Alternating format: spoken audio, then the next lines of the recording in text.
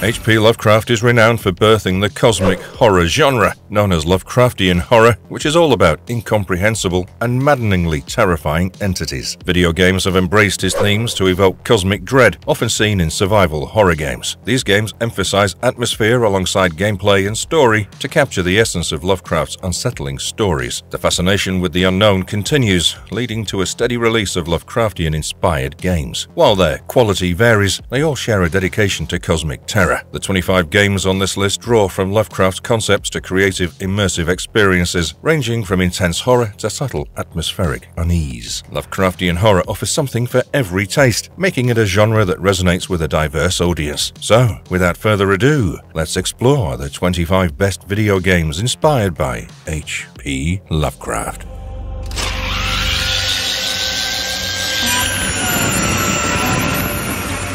Scorn 2022. In the game Scorn, released in 2022, the story unfolds in a mysterious realm after a devastating war. The main character, a silent humanoid, wakes up in a desolate landscape known as the Field and aims to reach a distant citadel called the Crater.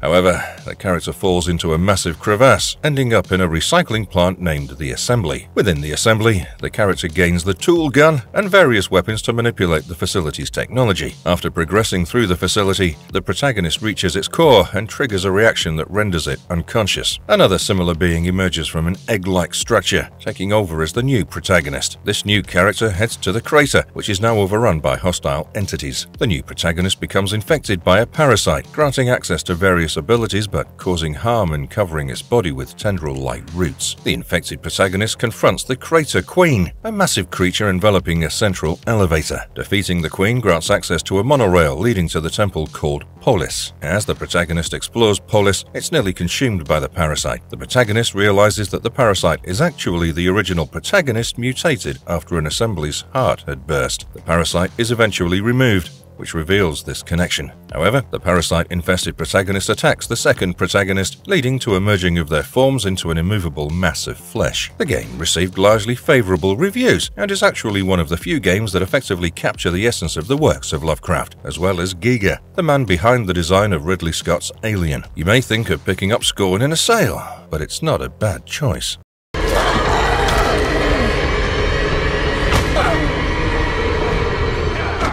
Call of Cthulhu. H.P. Lovecraft is known for his themes of unfathomable terrors leading to madness and his creation of the Cthulhu mythos, which has influenced various forms of media. The French studio Cyanide's latest game delves into Lovecraft's core concepts, exploring artistic obsession, unnatural experimentation, and the fragility of the human mind. The game follows Edward Pierce, a Boston-based private investigator with a history of disappointing his employer and self-medicating trauma with alcohol and sleeping pills.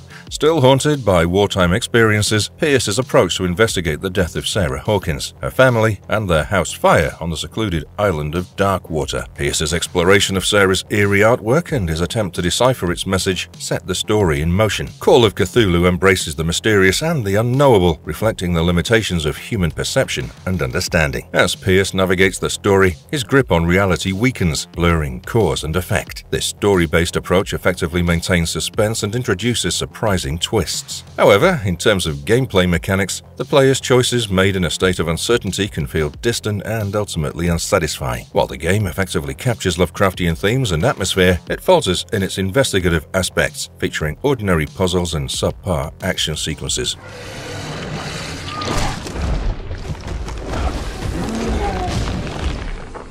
The Sinking City. The Sinking City serves as homage to Lovecraft's universe, drawing heavily from his story's characters, settings, and themes. The game particularly takes inspiration from The Shadow over Innsmouth, featuring Charles Reed, a war-weary investigator who arrives in Oakmont, Massachusetts, to uncover the source of his troubling post-war visions. Oakmont, however, is plagued by its own eerie issues, and Reed finds himself solving these mysteries as he seeks his own truth. Reed must gather evidence, listen to suspects' accounts, and draw conclusions. These segments are interspersed with moral dilemmas, requiring players to make choices based on situational factors. Unfortunately, missions are hindered by the distant placement of vital clues, repetitive searches, and unclear objectives, elongating gameplay. While the game offers an abundance of mechanics, the tutorial is necessary to understand them all. One intricate feature is the Mind Palace, a submenu where read combines collected information to form inferences and conclusions. This system, though interesting in concept, lacks depth and often involves trial and error. The Sinking City encapsulates an old-fashioned literary mystery rooted in Lovecraftian lore. While the game possesses charm for Lovecraft enthusiasts and fans of slow-paced literary adventures, its design flaws, cliched writing, and sluggish pace detract from the overall experience, ultimately making it more tedious than immersive or unsettling. However, the game initially assumes players are deeply interested in the town and its inhabitants' political intricacies. The narrative bombards players with extensive expository monologues and one-sided conversations, often feeling lengthy and unengaging.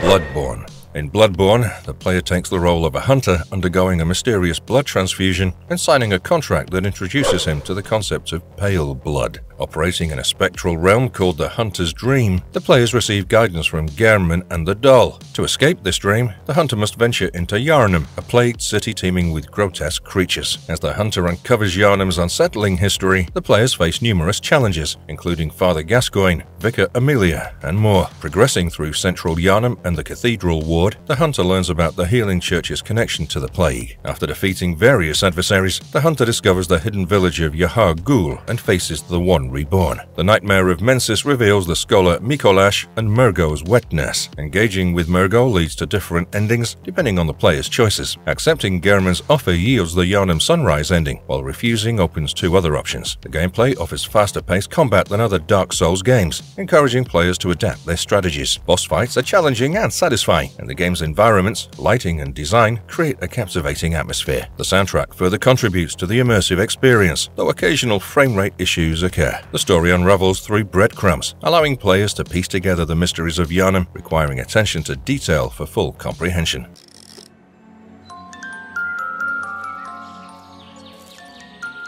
Grey Dawn. Grey Dawn begins on Christmas Eve in 1920, following Father Abraham's quest to solve multiple mysteries concurrently. His investigation commences with the vanishing of altar boy David. As suspicions arise about Abraham's involvement in the disappearances, he must uncover evidence to clear his name.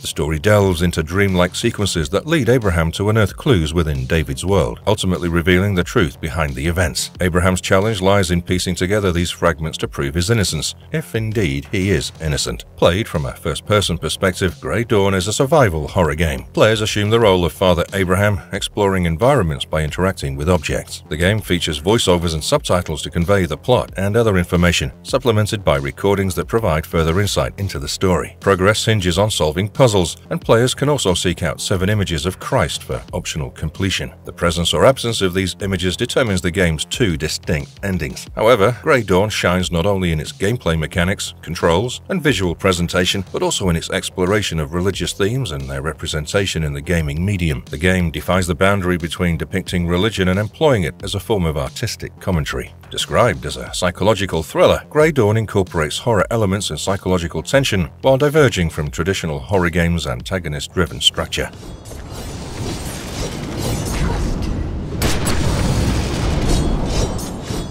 The Secret World. The Secret World is a modern-day, massive multiplayer online role-playing game by Funcom, blending elements of the real world with magic, myths, and conspiracies. Contrary to rumors, the game lacks aliens or science fiction elements. The game combines real-world locations like London, New York, and Seoul, with ancient mythologies, alternative history, urban legends, and pop culture. Its original backstory stretches back millions of years and encompasses extinct civilizations. Players embody supernatural heroes engaged in a future battle between good and evil, combating dark monsters threatening the contemporary world. Dark fantasy elements, including vampires, demons, and zombies, further shape the game. Players can explore various locations globally, including mythic ones like Agartha within Hollow-Earth and the Hell Dimension, even traveling through time to unravel mysteries related to the Dark Invasion. The game's plot concludes while leaving space for future expansions. Influences from H.P. Lovecraft's works, Indiana Jones, and Stephen King's novels permeate the game's settings and storylines. The impressive map design complements the engaging writing. Though marred by a silent protagonist, the characters shine, from Illuminati handler Kirsten Geary to Magic School headmaster Montag and Stephen King-inspired character Sam Krieg. The missions offer diversity beyond typical quests, involving encounters with spirits, raising an army of the dead, and confronting various supernatural entities.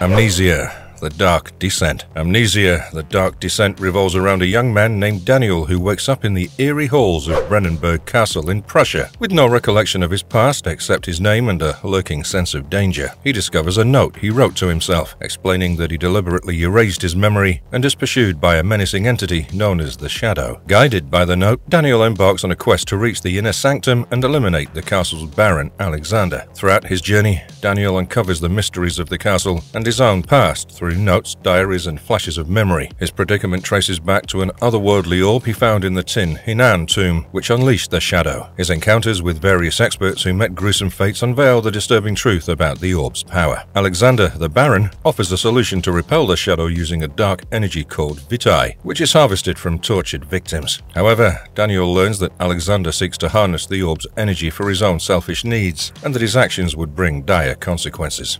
As Daniel collects vitae, he realizes the Shadow's increasing aggression and Alexander's manipulative intentions. A series of horrific rituals and tragic events lead to Daniel's confrontation with the truth. Betrayed by Alexander and consumed by guilt, Daniel swallows an amnesia potion to escape the memories of his actions. The game has a unique approach that focuses on visions and hearing to immerse players in the experience. The minimalist controls further enhance the player's connection to the game. Amnesia, the Dark Descent received an indirect sequel titled Amnesia, a Machine for Pigs, followed by 2 more games. The series' legacy continues with expansions and sequels that maintain its legacy of psychological horror.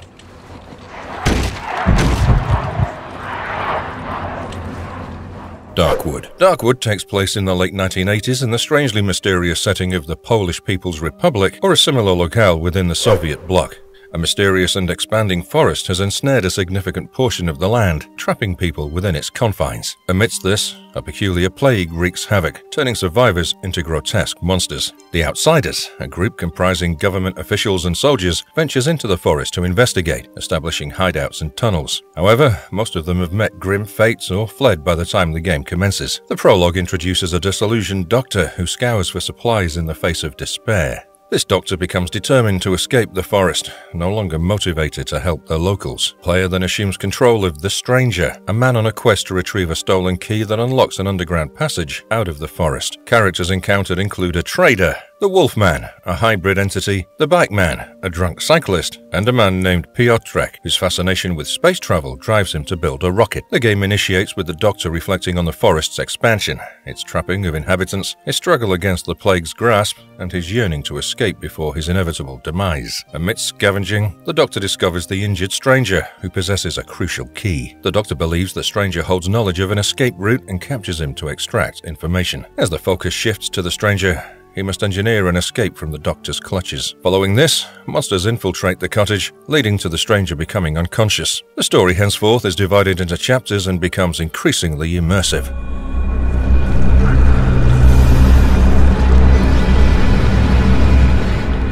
Canarium. Canarium centers around 4 scientists driven by a desire to push beyond the conventional boundaries of nature's limits. Their pursuit revolves around the Canarium device, intended to transcend human consciousness. The player assumes the role of Frank Gilman, one of the scientists involved in the Antarctic expedition. Awakening alone in the Upout research base, Gilman is confronted with a device emitting unusual sounds and lights. Struggling to remember events leading up to his unconsciousness, Gilman finds the base deserted, devoid of his colleagues. His quest entails uncovering the fate of the missing scientists, prompting him to explore the base and its surroundings. Throughout this journey, Gilman grapples with peculiar visions and dreams that resemble forgotten memories. The game is played from a first-person perspective, requiring players to explore the Antarctic base and solve puzzles to unravel the mystery surrounding the expedition members. Notes, journals, and documents play a crucial role in piecing together the story. Canarium draws inspiration from H.P. Lovecraft's At the Mountains of Madness, offering a Lovecraftian horror adventure that delves into the unknown.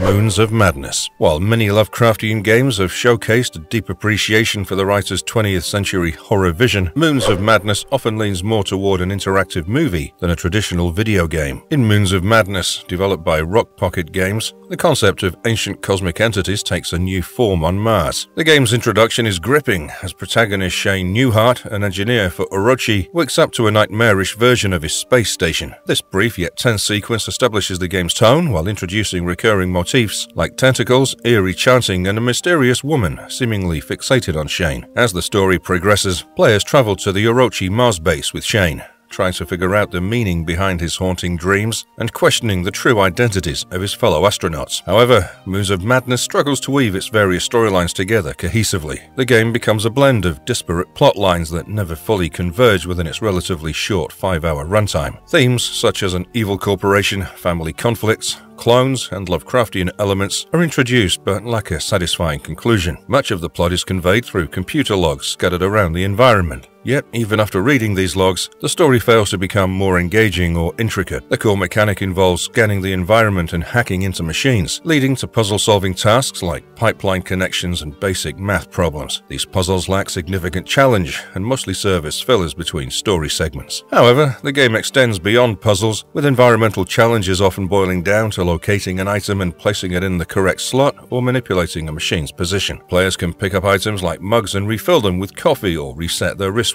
using a pen. The most satisfying interactive component involves managing an air supply, where players must refill their air tank to survive. While Moons of Madness doesn't contain outright terrible aspects of Lovecraftian horror, its plodding, chore-heavy gameplay undermines the overall experience.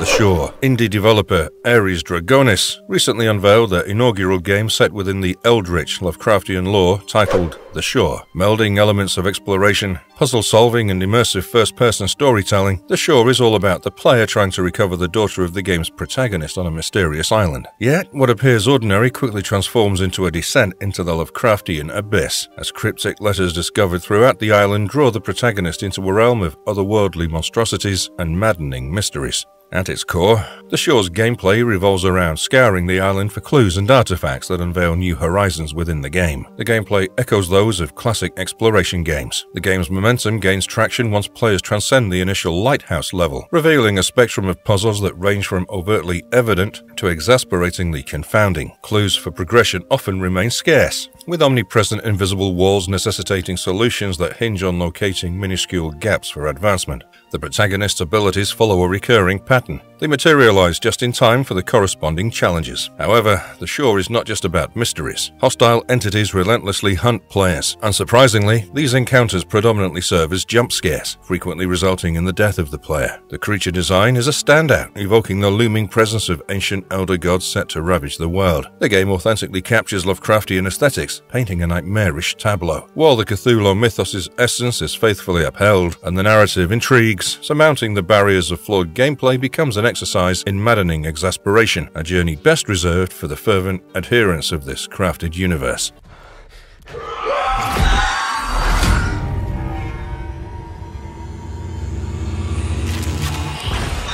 Soma. Soma is a first-person survival horror video game in which the players confront a variety of creatures, each symbolizing different thematic elements. The story is propelled by the discovery of numerous clues like notes and audio tapes, which enrich the game's atmosphere and advance the plot. In line with other creations from frictional games, Soma combines puzzle solving, exploration, and stealth elements. Failure to evade monsters can lead to the player's character dying, although a safe mode was introduced later, allowing monsters to persist but removing their ability to kill the player. The story revolves around Simon Jarrett, who, following a 2015 car accident resulting in severe brain damage, undergoes an experimental brain scan carried out by David Munshi. The scan takes an unexpected turn, transporting Simon to Site Upsilon in Pathos 2, an apparently abandoned geothermal power facility. During his exploration of Upsilon, Simon connects with Catherine Chun. He learns that he's arrived in the year 2104, a year after a comet's impact devastated Earth, leaving Pathos 2 as humanity's last refuge. Simon eventually reaches Site Lambda and discovers that Catherine is not human. Rather, she exists as a brain scan stored in a robot storage unit. Simon himself is the result of his 2015 brain scan being uploaded into the body of another Pathos 2 employee by an AI known as the Warden Unit. The Warden Unit has turned surviving humans into biomechanical mutants to fulfill its mission of preserving humanity. The story of the game is pretty amazing, but it falls a bit short of genius.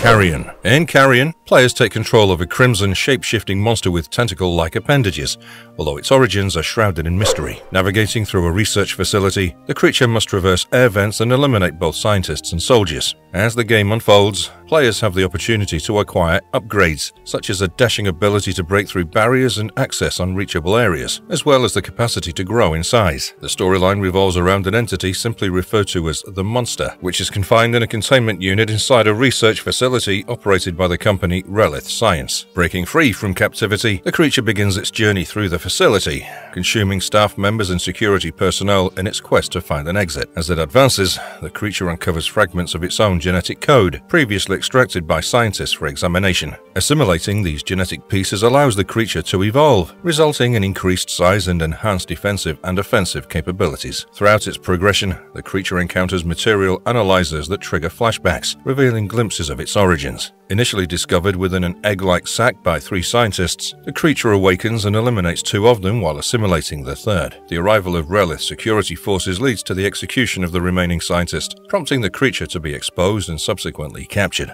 Eventually, the creature returns to its original containment area, absorbing the last fragment of its stolen genetic code. This enables the creature to reform into a human-like shape, resembling the scientist it initially infected. With its newfound form, the creature escapes the facility, emerging in a partially quarantined city at sunset. Sherlock Holmes, The Awakened. On September 6, 1894, Sherlock Holmes gazes out of his window, grappling with boredom due to the absence of a truly challenging case. His monotony is broken when news arrives that a young Maori manservant employed by Captain Stenwick has inexplicably vanished. Using his deductive prowess, Holmes swiftly discerns not only that the servant has been abducted, but also that 2 distinct culprits, one notably larger than the other, are behind the incident. Following a trail of leads, Holmes and Watson arrive at the Thames docks, where they uncover a pattern of foreign abductions. Their investigation led them to an abandoned underground temple where a tortured and bloodied corpse was placed on a sacrificial altar. In addition to this horror, they discover opium infused with morphine, prompting Holmes to deduce that it's being used to sedate victims, which helps the culprits facilitate their trafficking abroad. Holmes then discovers a crate labeled Black Edelweiss Institute, which triggers Holmes's memory that the alpine flower Edelweiss holds national significance for Switzerland. Upon further inquiry, they unearth that the institute is a Swiss mental asylum directed by Dr. Gygax. Holmes devises a plan to infiltrate the institution. Disguised and operating under an alias, Holmes surrenders himself to the institution, aware that he's willingly plunging himself into the clutches of criminals. Once within, he discovers that the doctor is conducting experiments on helpless victims and is connected to a cult awaiting the arrival of a figure known as the One. While 2021's Sherlock Holmes Chapter 1 delved into the detective's personal history, 2007 Sherlock Holmes The Awakened shifts the focus to a cosmic cult, reminiscent of Lovecraft's works. However, the game veers away from spine-tingling fear, and its attempts at unease often feel more absurd than genuinely unsettling. Although the game maintains its investigative essence, clocking in at around 10 hours, the struggle to evoke terror contrasts with the central theme of Sherlock's inner turmoil, ultimately affecting the immersive experience. My death is just the beginning. Eternal Darkness. With a gameplay of at least 50 hours, the captivating journey of Eternal Darkness starts with the abrupt disruption of Alexandra Roivas's life. Awoken by a phone call about her grandfather's gruesome demise, Alex's determination to unearth the truth propels her into a web of ancient malevolence and much more. A cryptic tome comes up as a portal to a story that spans 2 millennia and intersects the fates of 12 individuals. Each chapter unfurls the multifaceted visages of evil, pitting players against adversaries like bone thieves, vampires, zombies, and eldritch horrors known as Great Ancients. The tenacity of characters in battle, of course, has the risk of dire consequences for their sanity. An on-screen meter gauges sanity, something that must be allowed to go down if you want to avert nightmarish consequences. As Alex delves deeper into the tome, players are granted control over an array of protagonists like a Roman centurion, an archaeologist, and a journalist, among others. Destined to confront their intertwined fates, they collectively wage a battle against impending doom. The gameplay introduces an arsenal of historically authentic weapons, such as swords and shotguns, alongside a unique magic system that empowers players to conjure a range of potent spells. Gameplay is the bedrock of Eternal Darkness's excellence. The precision of full analog control offers seamless character manipulation, setting it apart from titles like Resident Evil. Eternal Darkness stands as a hallmark of mature, M-rated console gaming, excelling in both storytelling and gameplay. Not only does Eternal Darkness Sanity's Requiem redefine Nintendo's gaming landscape, but it also potentially marks a watershed watershed moment for video games as a whole. Dagon by H.P. Lovecraft. Dagon, a horror game inspired by H.P. Lovecraft's eponymous story, takes a fairly different approach to the first-person perspective horror genre. What sets it apart is its deliberate restriction of player freedom, emphasizing plot and atmosphere. The indie title is concise, with a complete walkthrough lasting around 30 to 40 minutes. The game faithfully follows Lovecraft's original narrative, aiming to remain true to the source material. It recounts the tale of a former naval officer grappling with a morphine addiction. This protagonist unexpectedly finds himself stranded on a remote, forgotten island. Confronted by indiscernible horrors, he leaves behind warnings in the form of notes, cautioning others about unfathomable forces beyond human comprehension. Dagon uses gameplay reminiscent of a visual novel but enriches it with 3D endings. While players can't move within each scene, they can actively observe their surroundings, examining details and uncovering hidden ancient symbols. Collecting these symbols yields additional insights into the writer's background. Through a voiceover, the game narrates the protagonist's harrowing journey, meticulously depicting the events that led to his descent into madness. The game is tailor-made for Lovecraft enthusiasts, but even newcomers to Lovecraft's work can appreciate the optional trivia pieces. These tidbits offer insight into the original story, the author's history, and his unique perspectives, which can be both fascinating and reflective of his era's attitudes. For those seeking dynamic gameplay with freedom of movement and interaction, the game might not align with your expectations. It's essentially a passive adventure, ideal for those who appreciate absorbing a narrative and don't mind engaging with text-driven content. Blackout, The Darkest Night. Blackout is essentially a non-linear interactive fiction experience set in a modern but dark universe. Drawing inspiration from White Wolf's world of darkness, the unsettling works of H.P. Lovecraft, and shows like Twin Peaks, the game offers a unique journey in terms of plot. You step into the shoes of a man adrift on the streets of New Wenders. As you travel this mysterious urban landscape, fragments of your memory resurface through flashbacks. These recollections hint at an event in which you were intricately involved. In the role of the protagonist, you wield the power to delve deeper into the shrouded past or attempt to disentangle yourself from its grip. At its core, Blackout revolves around choices. The game's chapters are spread across diverse locations, but their sequence is shaped by your decisions. Within each chapter, your chosen path can drastically diverge, and the consequences of your choices echo throughout the game. As you go on, 3 key attributes, courage, sanity, and fitness, dynamically evolve, and they open or close doors, determining the branching paths and choices you encounter.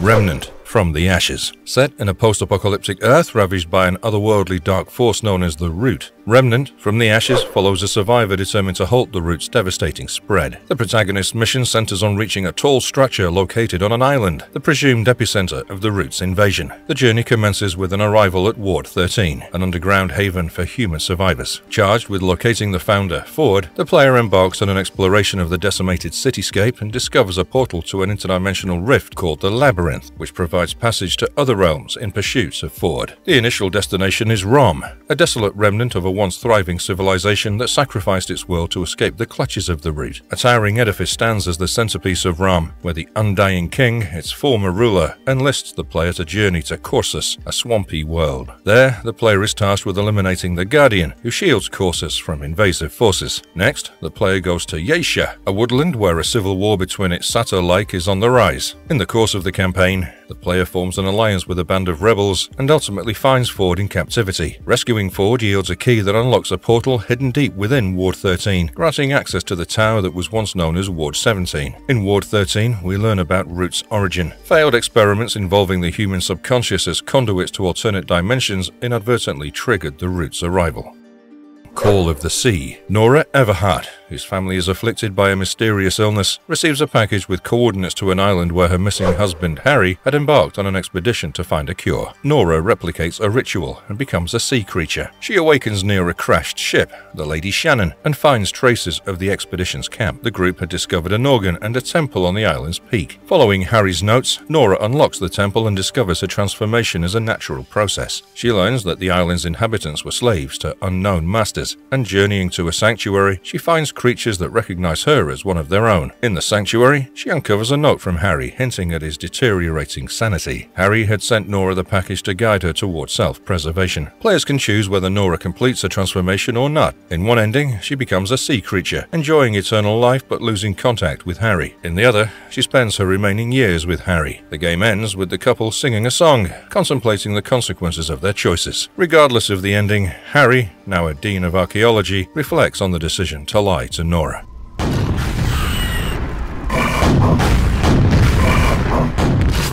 Quake. In the single-player game Quake, players assume the role of an unnamed protagonist, later known as Ranger. Sent through a portal to counteract a threat referred to as Quake, the protagonist aims to halt the enemy's destructive activities. The government had developed a teleportation technology called a slipgate, but Quake manipulated it, using it to send deadly squads to Earth for combat tests. Amid the aftermath of Operation Counter-Strike, Ranger stands as the lone survivor, tasked with pushing forward. Each of the game's 4 episodes begins with Ranger at an overrun human military base, from where he journeys into various dimensions. He accesses these dimensions through the Slipgate, or otherworldly portals. His primary mission is to retrieve 4 magic runes from distinct Quake dimensions, essential for halting the invasion and defeating the enemy. The single-player campaign is spread across 30 separate levels or maps, divided into 4 episodes, including hidden levels. A hub level allows players to select a difficulty setting and episode, ultimately leading to the final boss level. Each episode corresponds to different dimensions, accessible through the Slipgate or discovered magical portals. We see gothic, medieval, and fiery cave and dungeon settings, which often have hellish and satanic imagery reminiscent of Doom. The game's design draws inspiration from dark fantasy, incorporating elements from H.P. Lovecraft's Cthulhu mythos. The game includes references to Lovecraft's lore, with creatures like dimensional shamblers and formless spawn of Tsathoggua, as well as the Old One villain, Shub Niggurath. The game's episodes bear Lovecraftian names, creating a thematic link to the eerie and supernatural.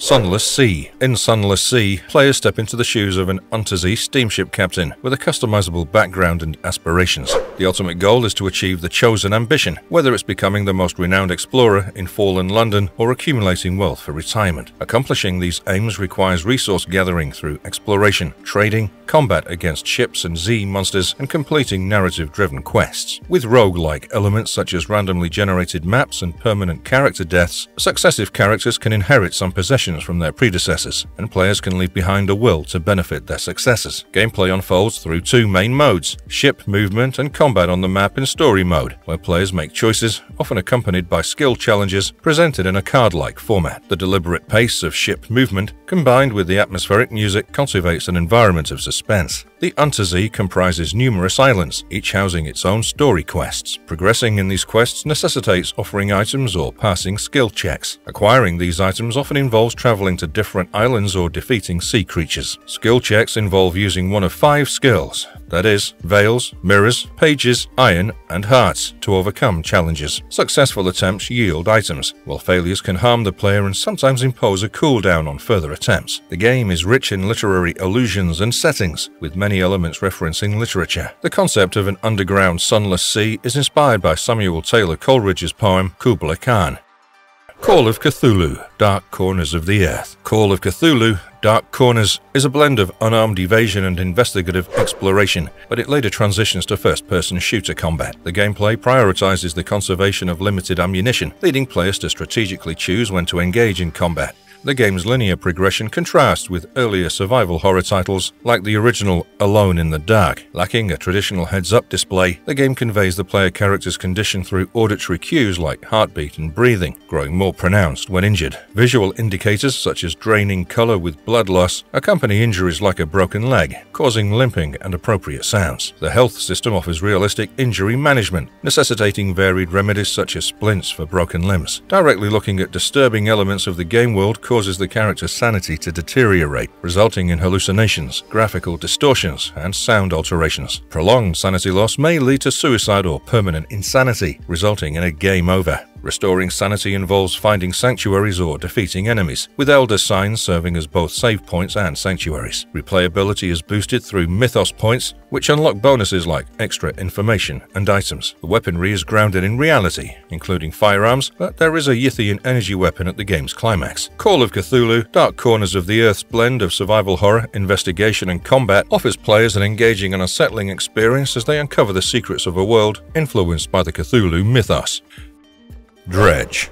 A fisherman sets sail for the distant coastal town of Greater Murrow in an archipelago to take on the role of the local angler. However, he soon becomes aware of unsettling occurrences, particularly at night, involving mysterious mist, sudden appearances of rocks, ghost ships, aggressive wildlife, sea monsters, and an eerie sensation of being observed. Alongside these anomalies, he discovers messages in bottles containing diary entries from a woman named JJ, detailing her experiences with her husband and a supernatural event. JJ's entries recount her arrival in the archipelago with her husband, who released a supernatural force from a casket he unearthed from the seafloor. This unleashed a malevolent creature that led to her husband's death and left her stranded with the former mayor on a secluded island. The fisherman encounters the Collector, residing alone in an island mansion, who tasks him with exploring the archipelago's islands and ancient ruins to retrieve valuable relics. In the game, players control a motorized fishing boat. Players fish and salvage items at marked spots, participating in minigames to bring in their catch. Remaining at sea during the night triggers a panic meter, causing hallucinations that alter reality,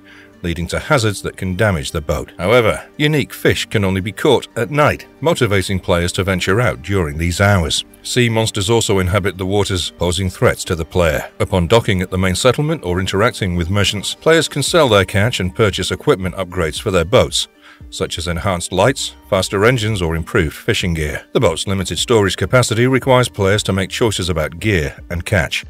The Terrible Old Man. The Terrible Old Man offers a traditional graphic adventure experience, drawing inspiration from H.P. Lovecraft's short story of the same name. The game's atmosphere and tone mirror the source material. In the game, you assume the role of a man enjoying drinks with his companions in a small Kingsport establishment. Coincidentally, your character eavesdrops on a conversation, revealing that an elderly sea captain residing outside the city has hidden a substantial treasure in his home, and that's where the decision-making aspect of the game begins. The gameplay mechanics in The Terrible Old Man follow the conventions of the genre. You can examine items, interact with select objects, and engage in conversations with the bar's various characters. While some characters have more information to share than others, each contributes valuable insights into the unfolding events. Despite its brevity, The Terrible Old Man provides a concise adventure lasting around 15 minutes. It adeptly translates Lovecraft's literary work into the video game medium. The puzzles, although limited in number, are logical and well crafted. While the graphics may appear somewhat crude at first glance, they possess a uniquely unsettling charm that aligns seamlessly with the game's overall atmosphere.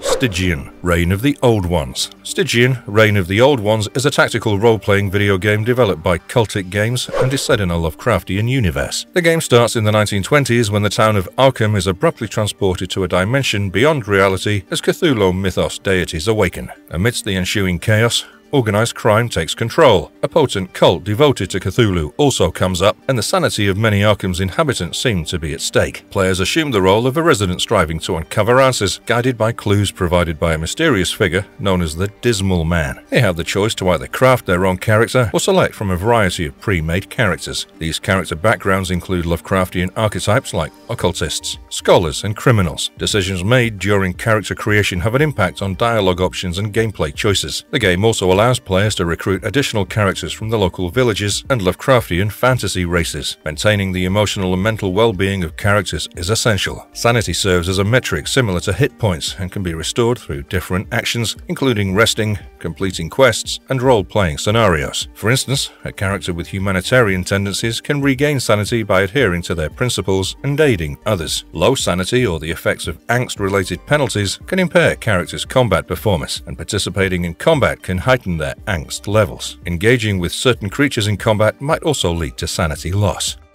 Marvelous verdict. H.P. Lovecraft is renowned as the pioneer of cosmic horror, crafting tales that evoke terror and madness. His stories persist through retellings and adaptations, with a growing number of Lovecraftian horror games emerging each year. These games effectively bring his narratives to life, maintaining their chilling essence. While some of these Lovecraft-inspired games are older, they continue to be as terrifying as their newer counterparts. They collectively enrich the Lovecraftian universe, provoking players to keep the lights on and stay cautious, even after playing. Despite Lovecraft's passing decades ago, his legacy remains pertinent, influencing movies and notably impacting the video game industry in recent times. And if you liked our content, don't forget to leave a like and subscribe to us if you haven't already. Have a good one and be safe. Thanks, everyone.